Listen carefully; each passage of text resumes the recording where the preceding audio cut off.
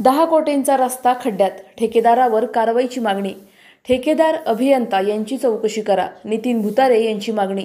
नेवासा तालुक्यातील शनी शिंगणापूर जवळील सोनई गावातील मोरे चिंचोरे रस्ता नुकताच 8 ते 10 कोटींच्या खर्चातून तयार करण्यात आला होता.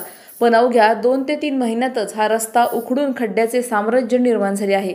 भाऊसाहेब सोनवणे यांच्या ठेकेदार कंपनीने केलेले हे काम निकृष्ट असल्याचा आरोप सामाजिक कार्यकर्ते नितीन भुतारे यांनी केला आहे. या प्रकरणाची चौकशी करून संबंधित ठेकेदार व अभियंत्यांवर कारवाई करावी, बिल रोखावे आणि पुन्हा नव्याने रस्ता तयार करून घ्यावा अशी मागणी भुतारे यांनी मुख्यमंत्री यांच्याकडे केली आहे. त्याचबरोबर ठेकेदार संस्थेला ब्लॅकलिस्ट करून पुढे एकही काम देऊ नये असा ठाम इशाराही नितीन भुतारे यांनी दिला आहे.